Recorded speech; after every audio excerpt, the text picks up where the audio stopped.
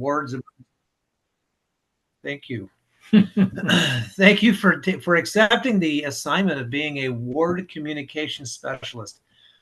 You are entering a groundbreaking emergency communication, emergency response for the church in this area. We're doing things now that I think have never been done and should have a significant improvement in our ability to respond to an emergency. We've had a lot of direction from Elder Dave Carlton, who came and visited us a couple months ago, who challenged us to be able to, within 3 hours, report to the area authorities the status of our stake in a significant emergency event.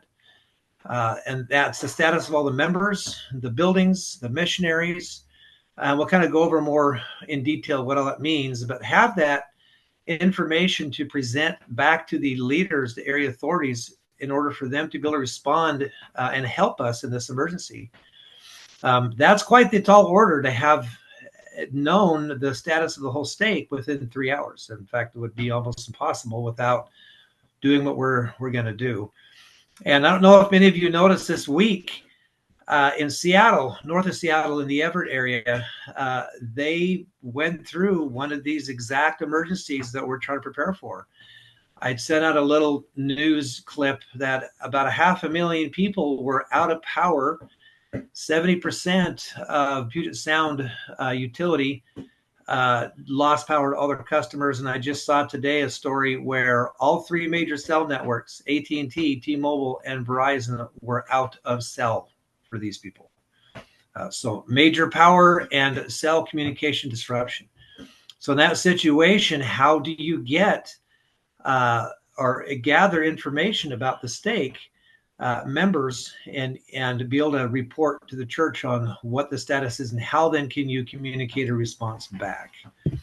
So that's what this all is about, to try to organize ourselves better to be able to mount a response in an emergency like what Seattle just saw, and be able to better respond with care and find out where we need to put our efforts.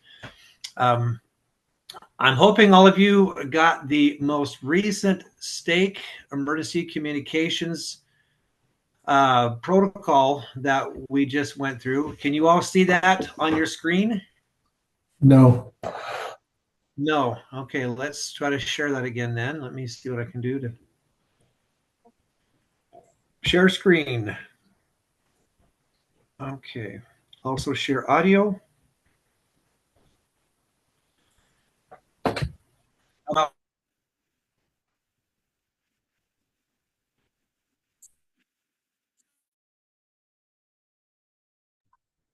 Yep, I can see it now. You were muted again, Darian. You're muted again. Let me see if I can unmute you.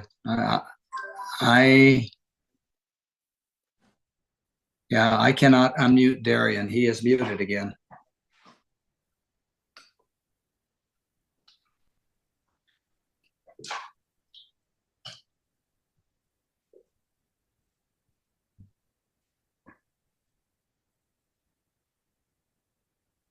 So Darian, I would suggest don't share your audio. Maybe stop sharing and share again, but don't share your audio, because it probably won't let you share your audio and use the mic at the same time.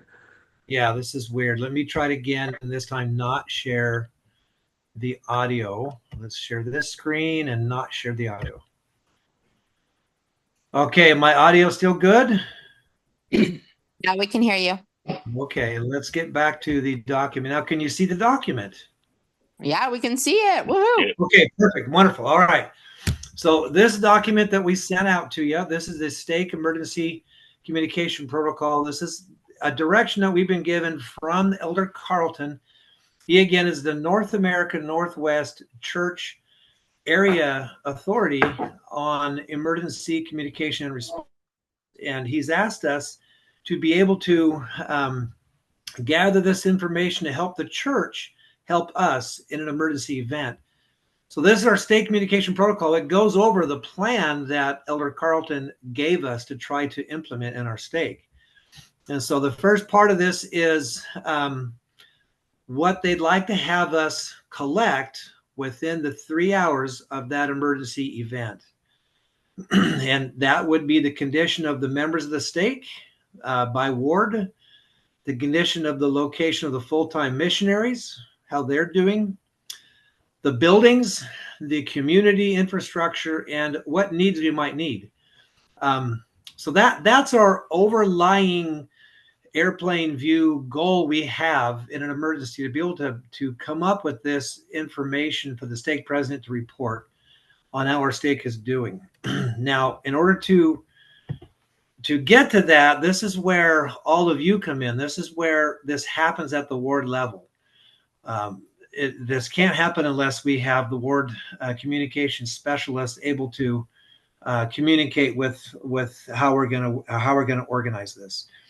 So the modes of communication, obviously, cell phone, email, social media, in many emergencies don't work. It didn't work in Seattle. It doesn't work most of the time. The cell networks are overwhelmed or power's out or whatever, but the cell phone is not something you can always rely on. So we have developed a radio protocol, radio platform that has been pretty effective. We're able to communicate with radio at the ward level and the stake level, and we're implementing how we can actually communicate with ham radio in a area level, even back to Salt Lake. So we're going to have radio be able to communicate for us all the way to Salt Lake if we need it.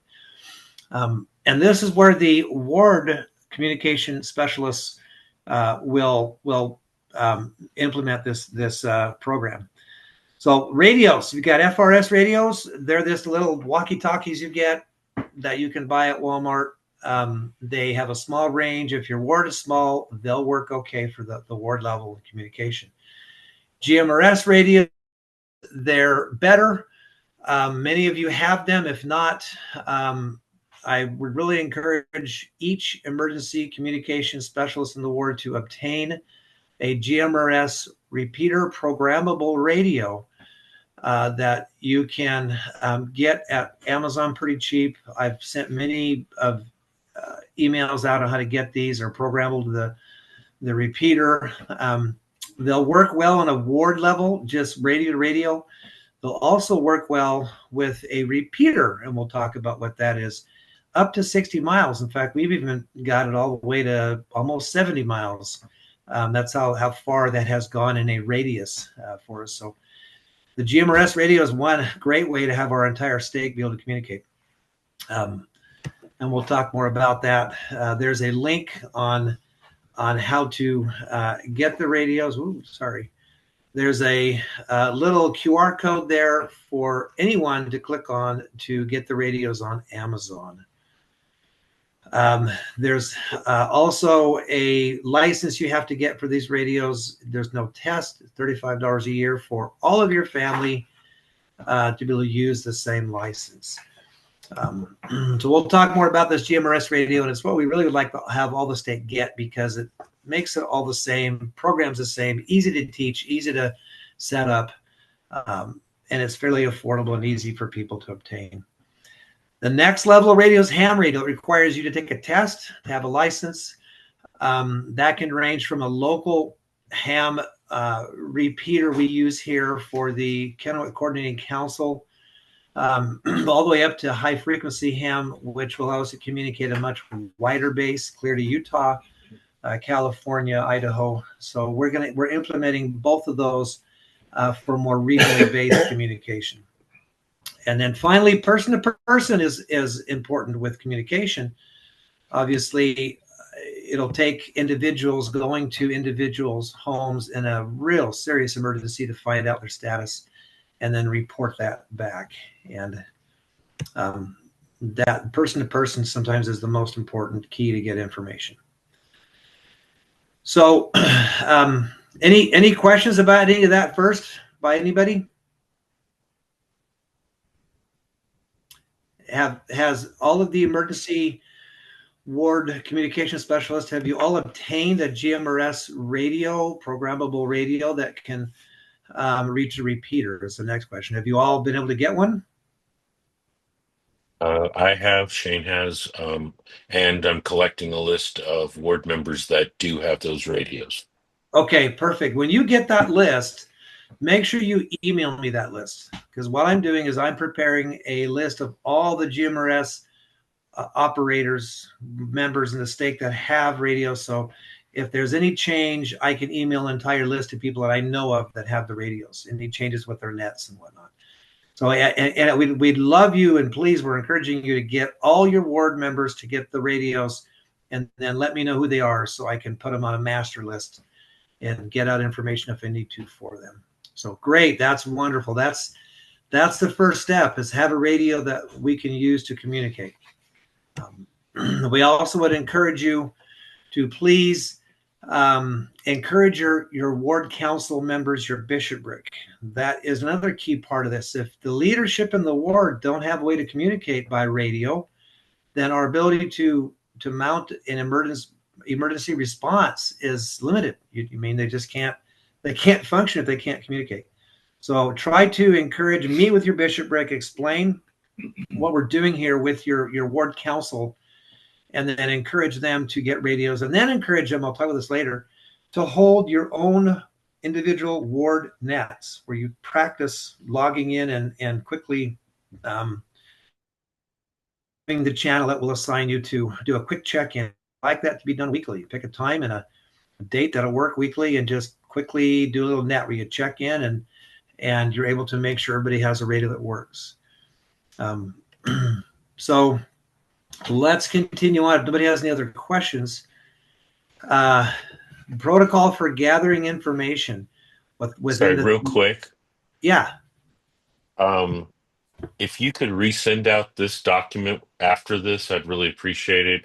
I'm somehow lost this document. Okay. I just emailed out. I'll do it again, but I just emailed out again today a reminder of this meeting, and this document was an attachment in that meeting. Maybe that's the problem. So they're all these. This has been in. I think I've sent out 3 emails with this as an attachment. So look at your attachment. Make sure you've got this document in it. This is your guide to how we're going to implement this whole emergency communication and response we're trying to organize. Got it. And I got the link. Okay, perfect. They got I'll be honest. I'll be honest. It looks like you're sending a little image with your name and letters behind it. So that's what threw me off. I thought it was something. Okay. Maybe it's how the email gets put together. I don't know.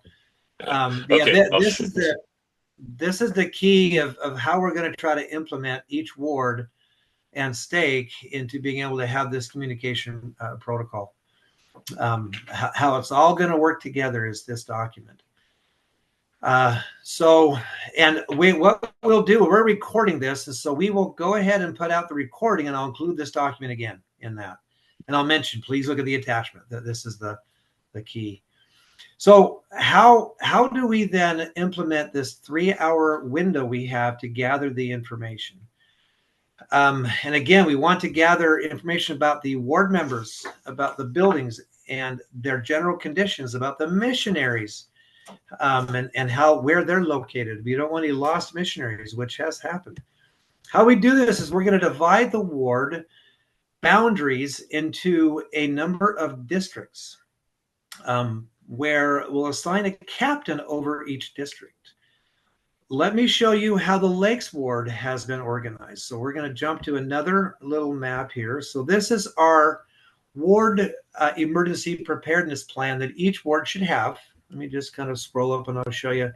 So this is the Lakes Ward emergency preparedness plan. And all of you have a plan like this. And what we want you to do is add in the plan a district, companies you can call them, or districts. And what we've done is we've divided the Lakes Ward into 14, anywhere from 8 to 14 districts or companies, however you want to word that. But they're geographical areas that you can see all little dots here are members. So they're geographical areas where members live.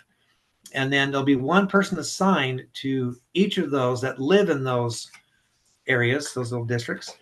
And that person is going to become the captain. So that person's job is going to be that they'll need to check on each member family in their district. And we've got it to where they have between 8 and 10, so they can, if they need to, walk, ride a bike, drive, whatever, but they can quickly go assess the status of each person in that district.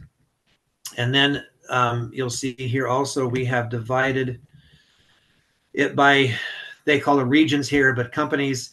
So you have an individual that has assigned then to be over a number of families in that geographical area or district. And those are the individuals in the Lakes Ward that we've asked to do that. And what we ask them to do also is maybe a couple times a year on a Sunday afternoon, just go by and say hello to all their families in this district and say, I'm your emergency contact person. If something happens, I'll be coming by to see how you're doing. Doesn't have to be done very often, like I say, twice a year maybe, and just establish that you're the one going to contact them in an emergency. So they'll know that, okay, the word's going to come check us out. We have a tree that fell on a house and we've got a fire in the back. They know someone's going to come see how they're doing in the emergency event. So that's nice that they can establish a little relationship with them. Does that make sense so far? One thing that Brother Carlton mentioned was that bishops, don't try and do this yourself. And please, everybody, take care of your family first. Unless something's coming over, they know it, but make sure that your family is stabilized before you go out and perform your duties. That's correct. If you've got some serious problems in your household, you may have to be on the radio, communicate that maybe somebody else can be that district captain to go visit if you need to. But at least we have one person that's assigned to go around to each district. And that can be fluid if it has to be. So the document continues. Captain over each district then can visit each member and find out their status, gathering information, and then they will most likely need to use GMRS radio communication to relay their status of their members to the ward emergency communication specialist. That is you. So these district captains will be reporting to you, and you'll be making record of the members and their status, and you will then be able to communicate with the ward council and bishopric about the status of these members and what needs to be done. And this is going to happen pretty fluid, I think, all kind of at the same time. And the reason why we want to run through maybe this once a year and go visit a couple of times a year is it's crazy emergency. This is going to be completely disorganized chaos. And the more we can practice this and have it less chaotic, the less we'll have problems arise. We'll be able to act more effective. So we're going to once a year or so run a little emergency simulated event and kind of run through this whole thing and hopefully have it somewhat more signed. But the key for this is to get the areas organized, the captains assigned, and then be able to have them all have a GMRS radio so that can use to be communicated. Now, most wards can use a radio to radio simplex channel. Most can, especially in West Richland. The wards out in Prosser, they are having a repeater built that we're setting up out there that they're wide enough spread out that they may have to use a repeater to achieve the ward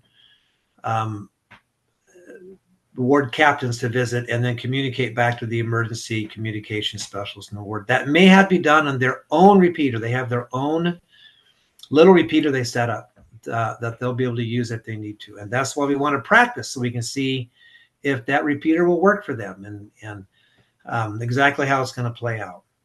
But we are having a repeater installed by the next couple of weeks in Prosser that they'll be able to utilize.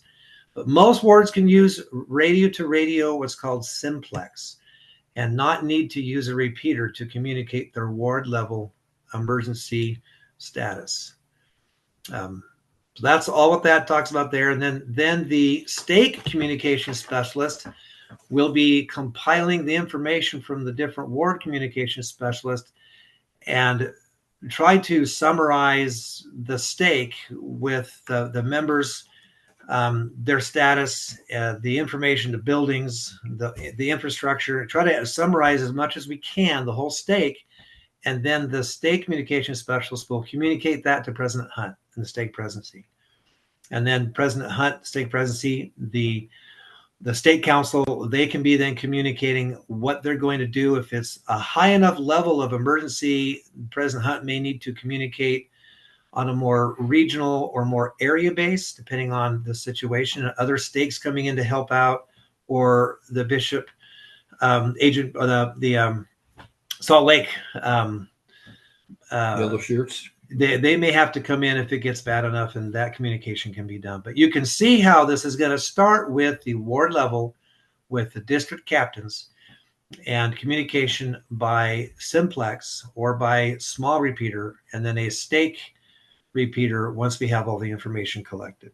One of the things the captains will be doing, and those that will be going out, is that, of course, the family's name, the address, things like this, but whatever detail it is, it's got to be detailed so we know what the situation's at. Whereas as the information comes in from the wards to the stake, we have that information. So what we'll do is categorize it in groups of houses, location, neighborhoods, information by the numbers, so that we can pass the numbers dealing with the emergencies. And that's the information that will go to Salt Lake along with the stake president seeing the information. So names and identifications of their situations transferred over to numbers. But we'll be doing that. The stake level is that. As far as a ward level emergency communication, you're going to be working with your ward council and your bishopric. And that's why we kind of want to have them on board with radios, so that you can be communicating to them, the individual wards, members, and their needs. And then they can then begin to communicate a response. So I know a lot of bishoprics, especially, and they're a little hesitant to want to get into this, but try to encourage them to get the radios and hold these nets practicing, so that in the emergency, it's not all chaos and confusion. We have some order to this. So you're going to be kind of the kingpin of the ward of how that's all going to communicate, and then aid can be given. Does this makes anybody have questions to this point? I just have a comment with this ward-based net. You know, one of the things that Elder Carlton and you have, as well as Brother Mitchell, have emphasized is that when we have a net, it isn't like that all 100% of everybody's going to be on it. There'll probably be some who miss it, or the net operator who's controlling the net exchange will rotate so that we can have multiple people learning how to do it and being familiar with the equipment and the protocols and so forth. And even if we get off to a slow start and only have a few people, and it slowly grows, the point is that it's established, and that we begin familiarizing ourselves with our equipment, with the protocols of communication, et cetera, so that in an event, it can just kind of like materialize. Seamlessly, huh? Yeah. Eventually, this will turn into a party of fun and a little bit of laughter, so that it's not dry and serious. But you can actually contribute to the net, and you could be in your vehicle driving around with your window down and your antenna sticking out. Those that live on top of the plateau, as I call it, it should do very well. And if it doesn't, then you have a zone that you're not very strong in. But this whole experience that we're going to get into is going to be a learning experience. That doesn't go by that I haven't learned something new, and I've been doing this for a long time. Yeah. So I did mention that Elder Carlton made it clear, and at first I kind of, I didn't want to do this, but he wants us to do these nets at the ward level and at the stake level every week. And Brother Osler just kind of described why. You're not going to have everybody every week participate. You might have one person participate once a quarter, but that person will know, hey, it's 8 o'clock at night on Saturday. I can do a net. So if one person participates once a quarter or once a month on that weekly net, then eventually the entire ward that needs those radios will participate, just at different times. So we do want you to find out a time that'll work with your ward and hold a practice net. We'll go over how you do that. And then we want everybody to also participate in the Stake GMRS repeater practice net. We're going to do it once a week. If we're not in, we'll rope somebody else into doing the net for us. But if we hold it once a week, we never have to think about whether we're going to have it or not. Unless there's state conference or there's general conference, we're holding it. Even the BYU-Utah football game, we're still holding it. So, despite President Hunt not wanting to hold it. I do have a question about the communications, because I'm not quite sure. The person I'm thinking of specifically doesn't have a radio at this time, and I'm kind of strong-arming him because of his where he's located. But are we in a situation where, because of how spread out we are, it would be something I could do to maybe bring in a church ally as opposed to a member to cover a void? Okay, that was Shane. So you're Benton City, correct? Yes. Okay. So, well, two answers that I want to make.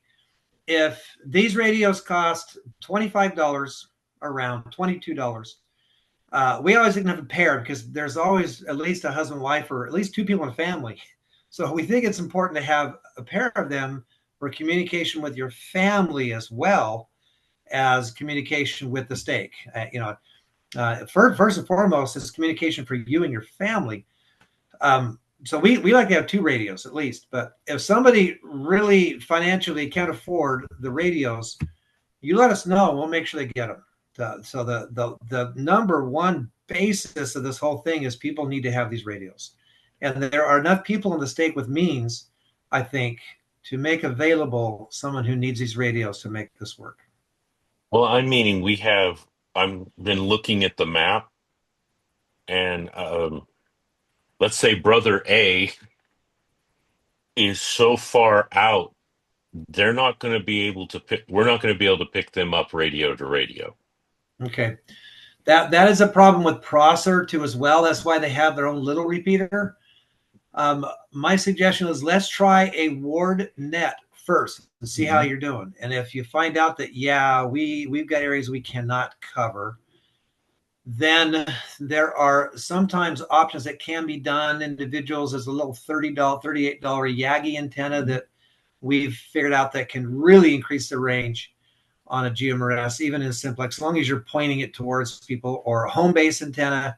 So there's antennas you can get on these radios that really double or even triple their range.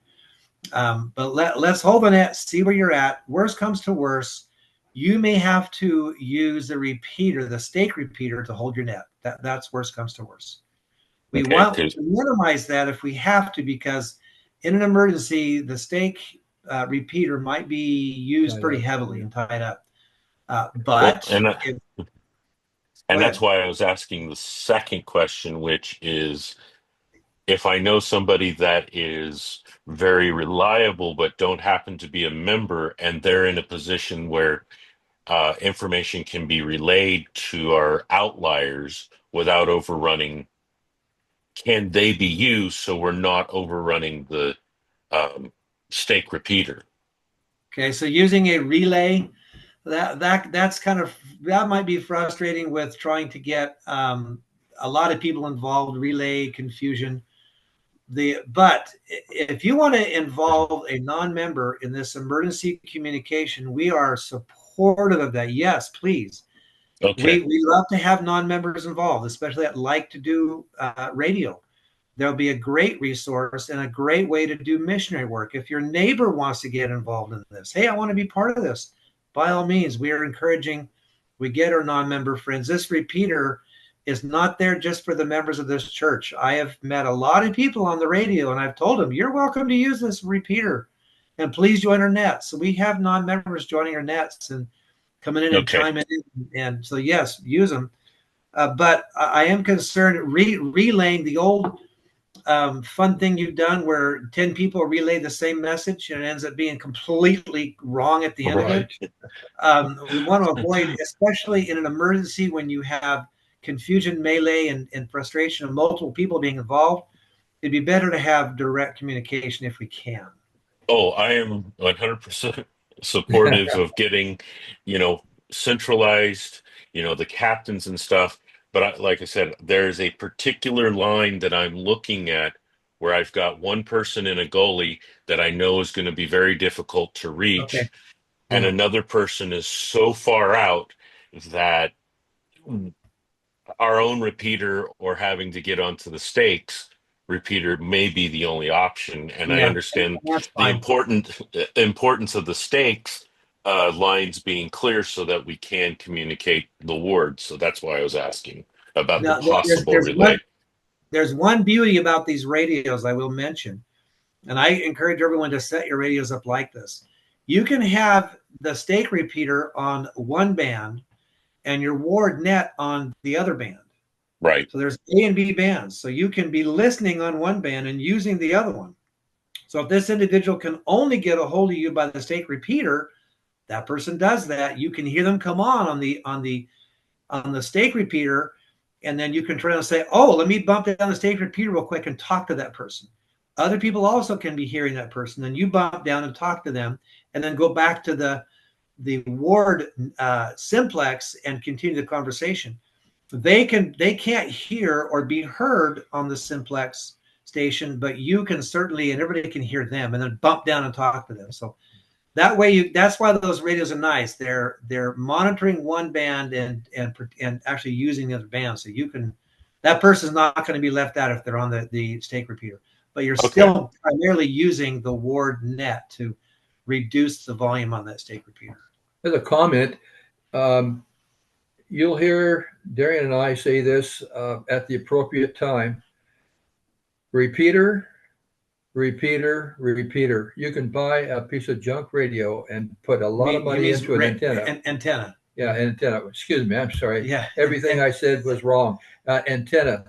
And you can, like I say, buy a piece of junk radio and have a very expensive antenna. It's not rubber.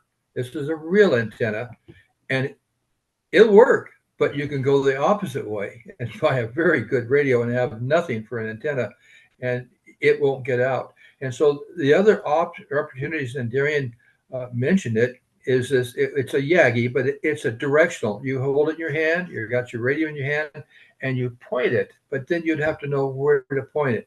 But it's not a narrow band as far as a degree or two. It is about, what do we say? It's about 45 degrees. And that covers a lot of space. This person might end up getting a $50, $60 antenna that you'd put on a pole, and you'd put it 10 feet up in the air, and then they'd hook their radio to that if they had to. And that kind of a home-based mounted antenna, or even one mounted to a car antenna. A magnetic car antenna, and they sit in their car. That will improve the range quite a bit compared to your rubber ducky on the radio. So there's a lot of extra avenues here that we can go at, but first and foremost, a license and a radio. Yeah. So try to speak to your ward council. That's the most important thing. Okay. And try to get them to understand. Elder Carlton made a great comment. He said the fire that was in California about 8 years ago. In Paradise. 5 years ago, one bishop spent the whole day running around trying to talk to every one of his ward members, and his own family, his own house was involved in the fire. And that was just wrong. He didn't need to do that. He needed to have a ward organization where that was divided up amongst the ward.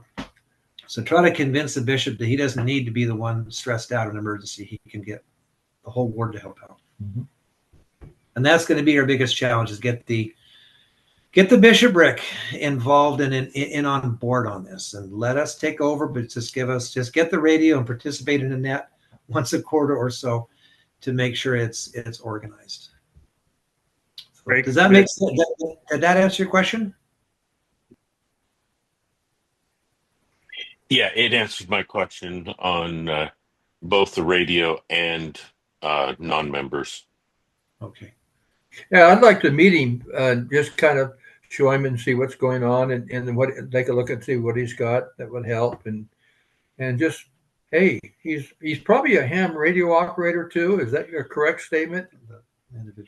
No, this is just a guy that I know is search positive and is in a location that would help, and is somebody that would be responsible if I need to include him Yeah. to help make, fill out a district with a radio signal.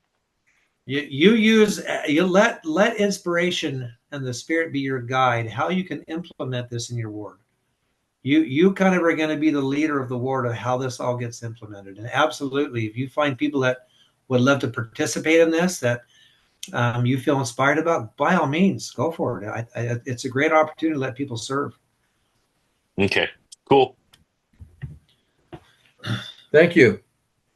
So I think we've covered then how this is going to work at the ward level, the stake level, how we're going to be able to disseminate the information appropriately.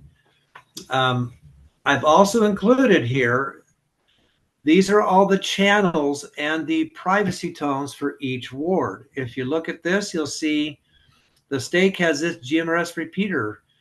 Channel 3 on the Motorola. Some radios are channel 17. I've got people still asking me, why is that? It's the way it is.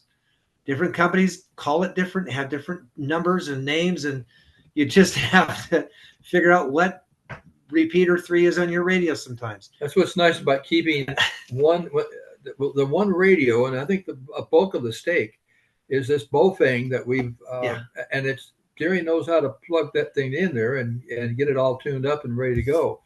But we know what that radio is capable of doing. Right. So that repeater 3, here's the PL tone. We have 2 CTCSS tones that we've got on this repeater, 103.5 for receiving and transmitting. These are the frequencies in case your radio needs frequencies rather than channels. Most of the GMRS radios we have is simple. Repeater 3, the tone's easy to put in, channels are already pre-programmed. Prosser also has a repeater that we're putting up, repeater channel 8 or 22, and some rugged radios are 22.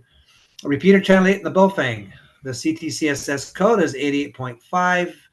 So the Prosser ward, their outlining areas are so big that they're going to need to use this repeater to do their ward nets, both Prosser and Rattlesnake Mountain. Candy Mountain, there's their channel and their PL tone. If you notice, I have the West Richland people kind of, the wards as far apart, Desert Hills and Lakes are somewhat, far apart. So, and the CTCSS tones are also, as far as I can get them apart. We're hoping we don't have interference. That is the risk we have by using GMRS. But so there's all the channels and the CTCSS codes that'll be associated with them for each ward to use. We did this so that the wards don't have to figure out what channel to use and then have some wards using the same channel. So this way, all your wards are assigned. If you need help programming your channel B or your band B to the CTCSS tone, let me know. It's the same process that the repeater uses. It's just on that channel. You'll go in the menu and you'll again change the CTCSS RX and TX to that number. And so it's the same exact process. But we can help you if you need to in programming your individual ward channels and codes. Okay. So there you go. There's a list of all the stake channels and codes. Ham radio, again, if you have your ham radio license, which we would encourage everybody to get their ham radio license. Ham radio has a much larger, more vast, robust infrastructure, many more repeaters all over there. So it's a much better, but you do have to take a test, pass the test. And the equipment tends to be more money. But it's a good way to communicate in a more wider reach. We also have a stake. I have a multi-regional, more like a Bishop Storehouse Cadet and Coordinating Council net for ham. Johnson Butte, this is the frequency and the CTCS code. They meet at 6:30 every Sunday, and we would encourage everybody to log on if you got your license.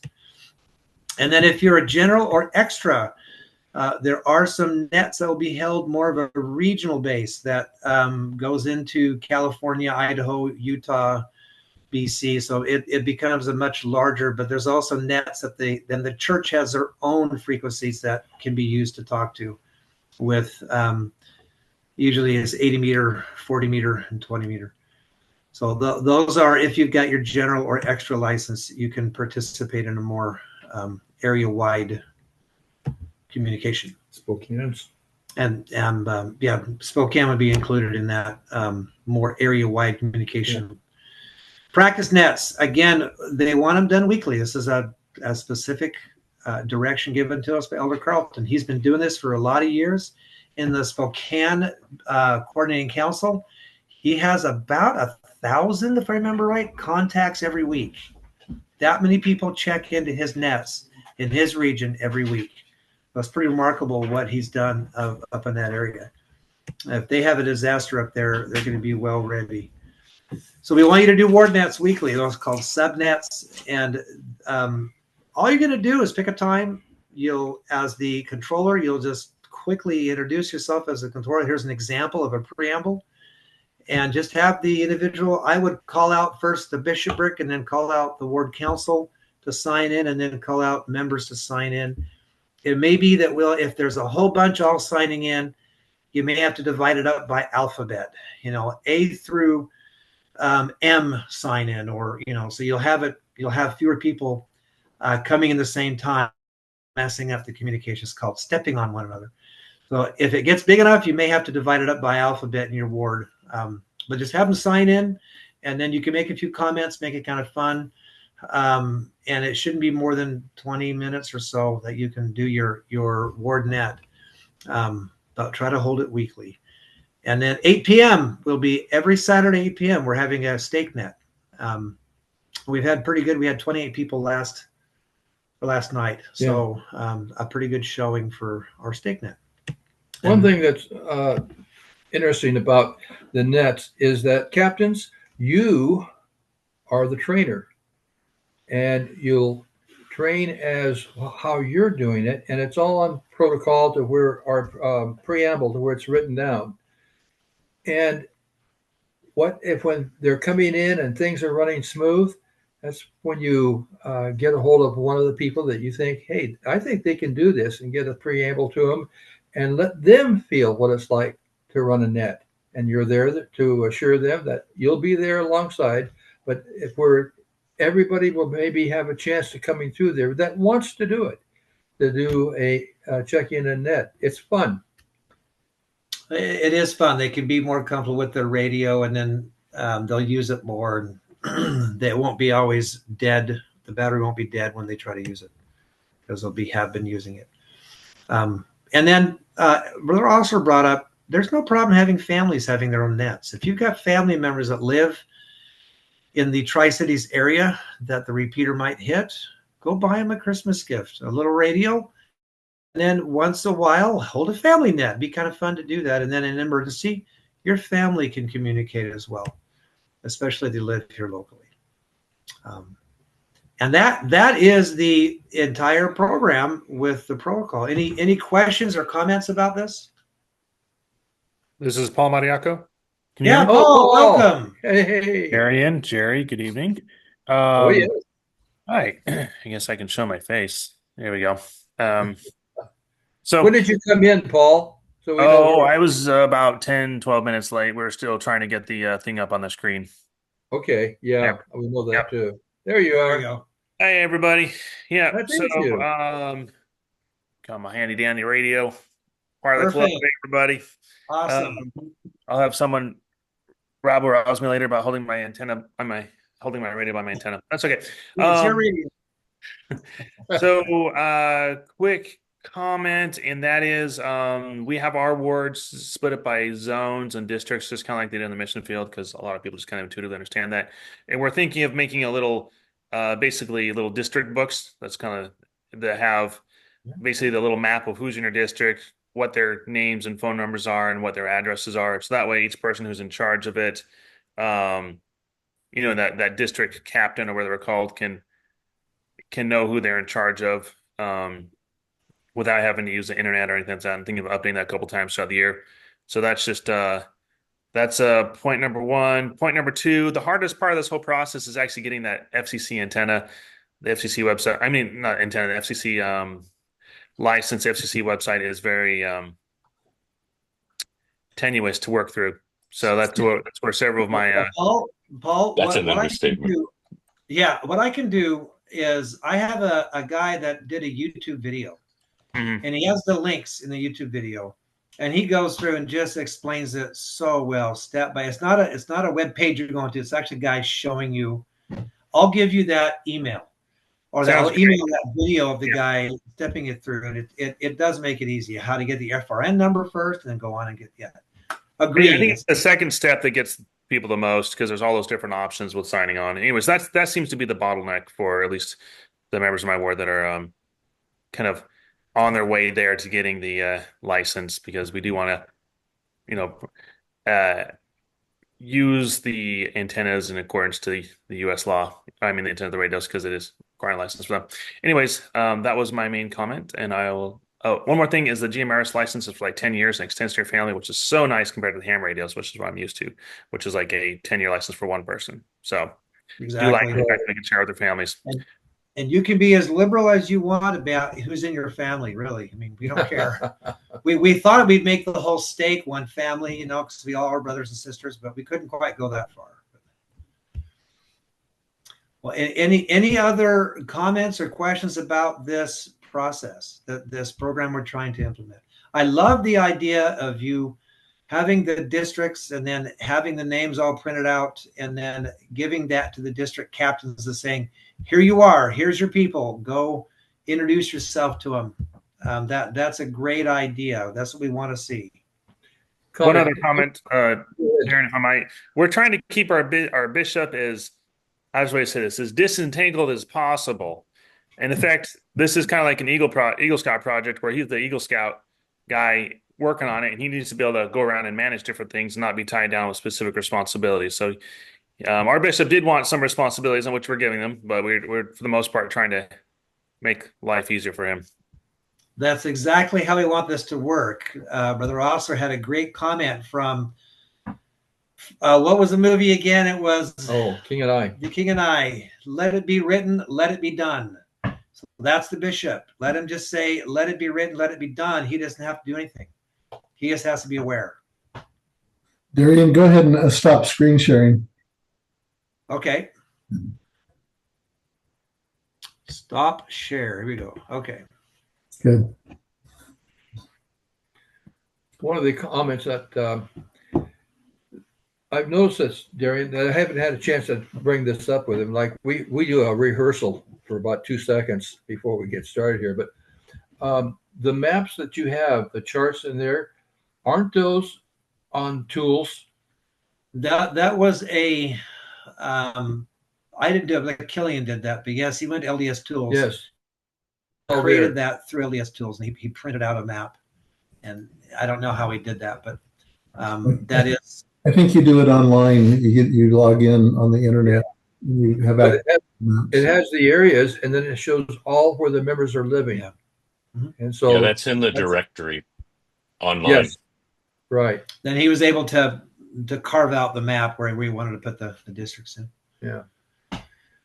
So yes, we'd like to have all of you try to get going on getting your Elders Quorum, Lead Society presidency, your bishopric on board to let them help you create these districts and then assign people, the captains over them. There's something that's on these reports that I thought very interesting, and I'm glad it's there. Protocol. It's been mentioned tonight several times about the word protocol. it has a place in this, and it's very, very important. And kiddingly, we were talking about how to describe what you're seeing. And if you could see the FEMA reports that come in, they are so short. It's almost like shorthand, and they have code words and everything else so that there isn't a misunderstanding. And they've just about limited that where it's cut clean and it's precise. With the protocol that we're looking for, eventually we'll be able to do this. We can describe what we're looking for when we go. We've a little bit touched on it, especially with the missionaries. They're put at the very high top of the list. And when you see that we can kind of identify as you're looking around and seeing and taking information down, that it has to be concise, short, and then brought to the attention of the captain of the ward that you're dealing with. And so that it can be brought forward, and we know that it is. And I guess Darian was saying too, is that overall, what's the neighborhood look like? Because there's going to be a lot of people that are just absolutely at their wits' end. What do I do? Why isn't my phone working? Yeah, what happened? We might find that we might be instrumental in getting a lot of relief to a lot of people that are not members of church. The neighbors will also be able to have help, and then we can communicate to first responders that they have no way to communicate to.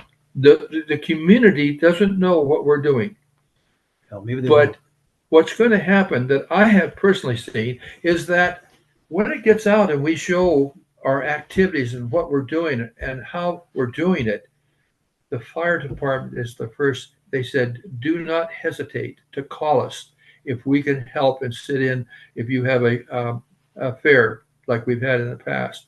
And I think we've had some, at one time, I thought we had some fire department people that came in, and they'll say, there's very few other people that are doing this on this scale. So as we Darian, are we about done? Yep. This will be a work in progress, but thank you for getting on the ground level, brothers and sisters, in helping us do this. Audra, Lee, do you guys have any comments? Yeah, I do. I wanted to, as we finish up here, I wanted to just, this is being recorded. Today is November 24th of 2024. And so people are going to be watching this in the future. We'll put the link out and make it available for training purposes as well as review. But the reason I mentioned that is because we're sitting here at the end of 24, looking sometime in the first quarter of 25 of having a drill in the West Richland Prosser Valley area for the West Richland Stake. And what that drill means is that we're going to put this entire system that we've been talking about into action, and we're going to test it. And we're going to seed or plant mock disasters, mock incidents in various areas, along with some pretend fictitious injuries that we're going to be asking the people involved in the stake, in the wards, in the community at large to find using the GMRS radios and the emergency communication protocols. And so this isn't, at least at this moment, this isn't just an academic exercise and can we put together a network and so forth. We actually have, we're anticipating an actual date in January, February, March, where we will be testing this. It will be, as we get closer, it will be announced. But this is why we want the wards to be putting their districts together, identifying captains, and beginning to think through this, because we only have about 2.5 to 3 months potentially before we're going to actually be testing this. And so this is something that the area presidency is asking us to do. This isn't something that we're just dreaming up on our own. The area presidency wants us to do this and to actually do it on an annual basis. And so this will be our first test of the system. But as Brother Van Gorkum said at the start of all this, I wouldn't call us a pilot program, but we're certainly one of the early examples or setups for this as far as we know. So with that said, please watch this video, rewatch this video. If you're watching it on recording as though it were live, just look at the dates. If you're ahead of this drill, and if you aren't, we'll be doing it again in 2026 or at another time. Anyway, Sister Bird, do you want to chip in with some comments to close out? I thought it was great. Thank you, both of you, Brother Van Gorkums, for putting this all together. I know we have a few ward emergency communication reps that aren't on here. So once this video is finished recording, can we make sure we get that sent to those individuals? I think that's my biggest concern is the ones that are here, awesome, you guys are going to be set. And the ones that aren't here, I just want to make sure that their wards are not falling behind so that they're not ready. Well, after this recording, is done and rendered, we'll put it at wr-ready.org and approachingready.com as well. As I'll give Darian the link and he can email blast it out to all the appropriate people as well. That's good. Thank you. Wonderful. If you give me if I get the link to either Lee or Darian, I can put it on like the stake Facebook pages as well. Or if we want it, if we don't want it out to everyone, that's fine. No, too. I think we should. Understanding the protocol will help. Yeah. Especially the bishopric and the ward council. I think that is boots on the ground, and the district leaders and captains. That's where this is going to work or not work. You can't mount a response if you don't have the relief site president, Elders Quorum president, and the ward council there. You on board. It's not going to happen. I agree. So yeah, I've got only a couple of wards that don't have emergency communication specialists. I'll send you that list of who they are again, and we can see if we can't get the bishops to call those people. We're just missing a couple. Okay, and I know that like the Highlands Ward one, she talked to me today, and she just said that she felt like she was completely lost and she doesn't even know how to do technology, let alone radios. And I was like, okay, great. We'll just show up to the training.